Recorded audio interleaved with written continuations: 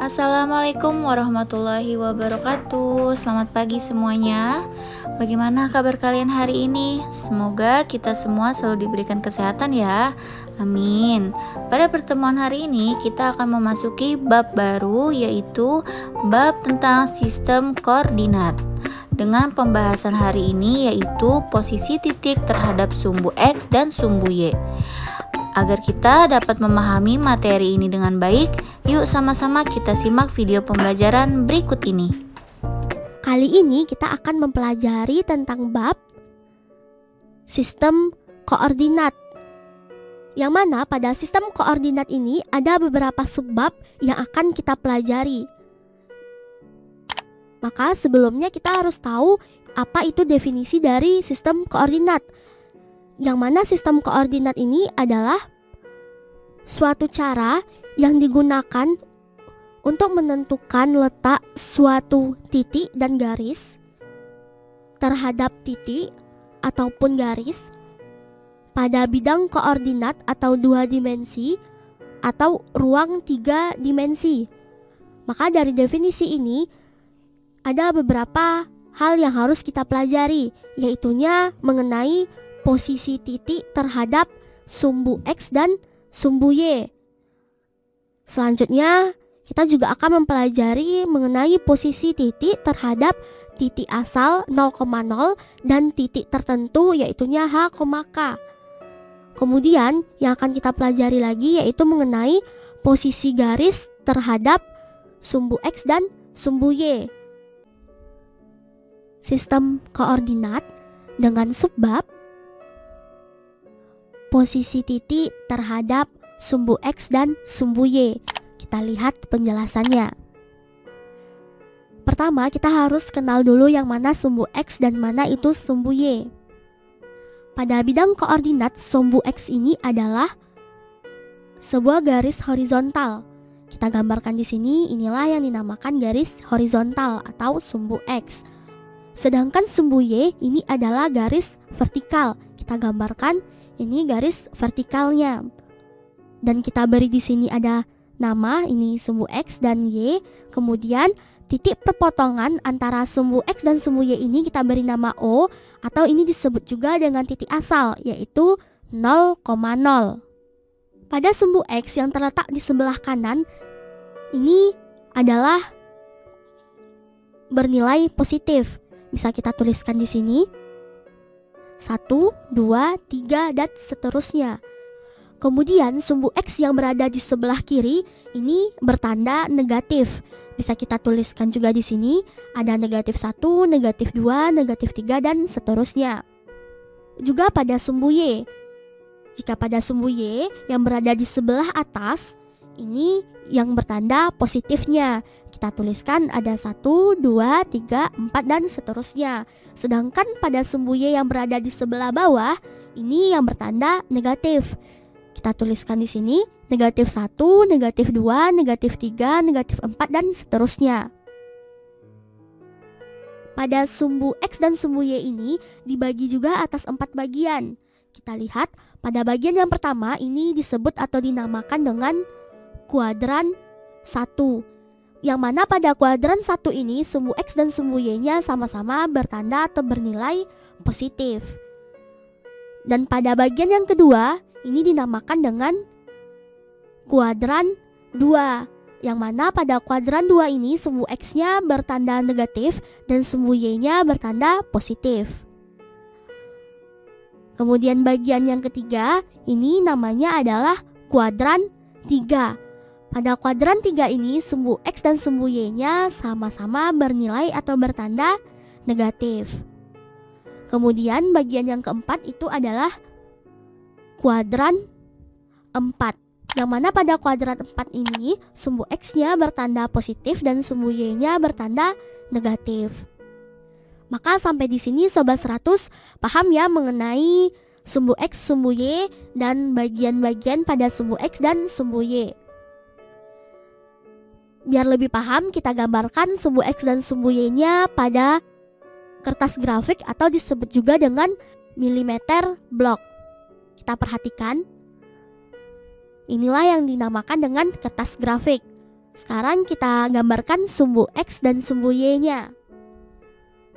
Seperti ini, ada X, Y, dan ini adalah titik asal yang dinamakan dengan O. Pertama kita lihat dulu pada kuadran 1. Pertama pada sumbu X kita beri di sini ada 1. Kita tulis di sini 1, yang mana pada setiap kotak yang ditandai dengan garis tebal ini adalah bernilai 1 satuan. Maka pada sumbu Y kita tulis juga, yaitu di sini ada 2. Maka angka pada sumbu X dan sumbu Y ini kita hubungkan. Seperti ini, kita hubungkan. Maka di sini kita beri 1 titik. Kemudian titik ini kita beri nama dengan nama A 1,2, yang mana satunya adalah angka pada sumbu X dan 2 adalah angka pada sumbu Y. Maka kita lihat posisi titik A ini terhadap sumbu X dan sumbu Y. Pertama kita lihat dulu posisi titik A terhadap sumbu X. Biar lebih jelas, kita tandai di sini dengan kurung kurawal. Maka dari titik A ke sumbu X ini adalah 2 satuan dari atau di atas sumbu X. Jadi titik A ini berada 2 satuan di atas sumbu X. Kemudian kita lihat lagi posisi titik A terhadap sumbu Y. Kita tandai juga dengan kurung kurawal seperti ini. Maka posisinya adalah 1 satuan di kanan sumbu Y. Jadi posisi titik A ini pada sumbu Y adalah 1 satuan di kanan sumbu Y. Inilah posisi titik A terhadap sumbu X dan sumbu Y. Biar lebih paham lagi, kita contohkan lagi pada kuadran 2. Pertama kita tulis dulu angka pada sumbu X-nya. Kita tulis di sini ada negatif 2. Kemudian pada sumbu Y, kita tulis di sini ada 1. Maka kita hubungkan titik X dengan titik Y. Seperti ini. Maka di sini kita beri titik dan kita beri nama B, yaitu negatif 2,1, yang mana negatif 2 pada sumbu X dan 1 pada sumbu Y.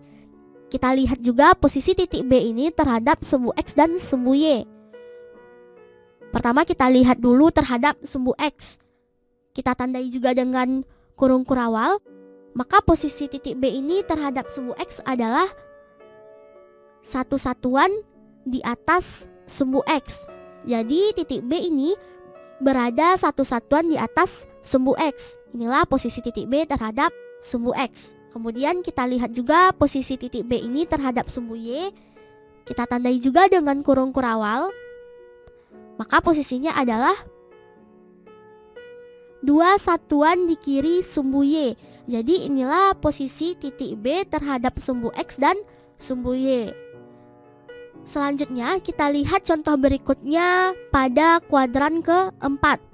Pertama kita tuliskan angka pada sumbu X-nya. Kita tulis di sini ada 3. Dan pada sumbu Y kita tuliskan di sini ada negatif 1. Maka kita akan menghubungkan angka ini pada sumbu X dan sumbu Y. Kita hubungkan terlebih dahulu dan di sini ada titik pertemuannya. Seperti ini. Maka titik ini kita namakan dengan C3,-1. Maka kita lihat juga posisi titik C ini terhadap sumbu X dan sumbu Y. Pertama kita lihat dulu posisinya terhadap sumbu X. Kita tandai juga dengan kurung kurawal. Maka di sini posisinya adalah 1 satuan di bawah sumbu X. Jadi posisi titik C ini pada sumbu X adalah 1 satuan di bawah sumbu X.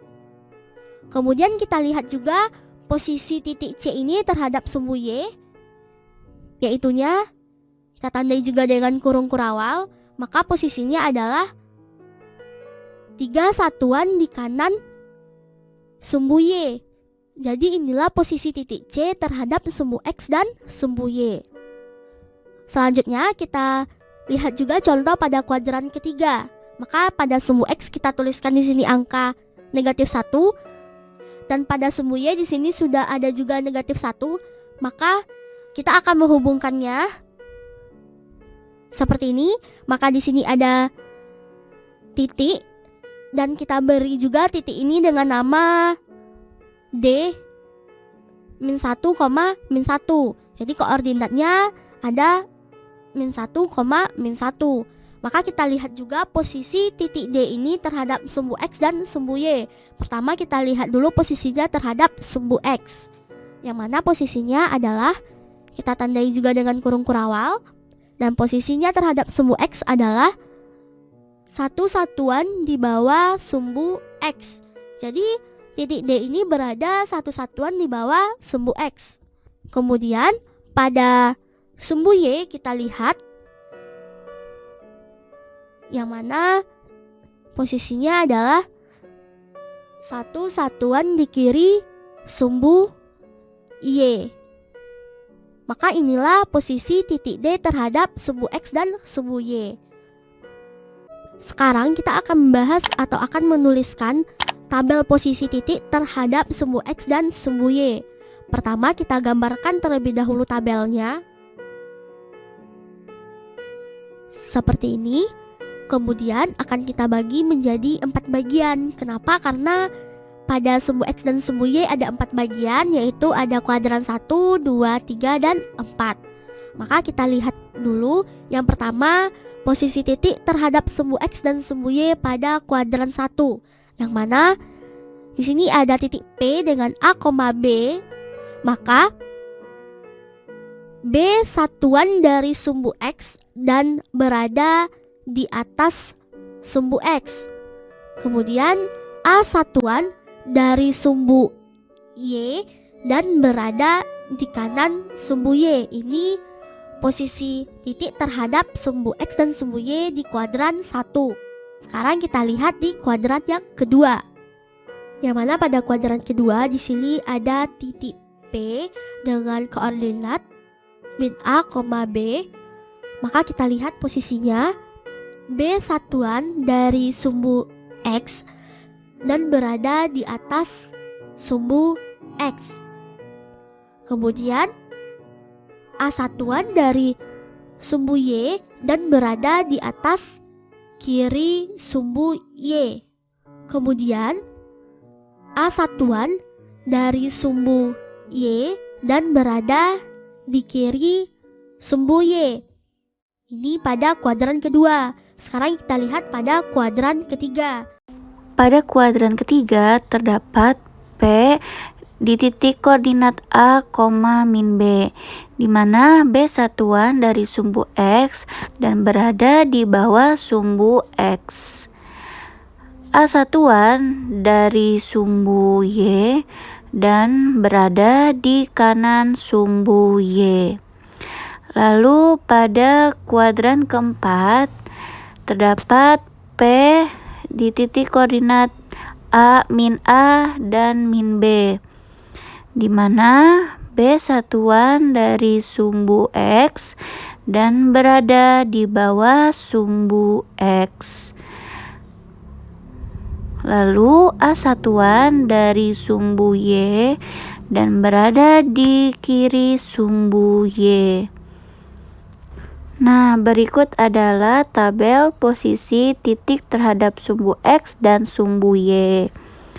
Bagaimana anak-anak? Kalian sudah memahami kan apa yang sudah disampaikan dalam video pembelajaran hari ini? Untuk tugas hari ini, silakan kalian salin kembali semua pembahasan yang ada di dalam video pembelajaran ini. Semuanya ya, tanpa terkecuali. Oke, untuk pertemuan hari ini Ibu cukupkan. Semoga apa yang disampaikan dalam video pembelajaran hari ini dapat kalian pahami dengan baik. Kurang lebihnya mohon maaf. Wassalamualaikum warahmatullahi wabarakatuh.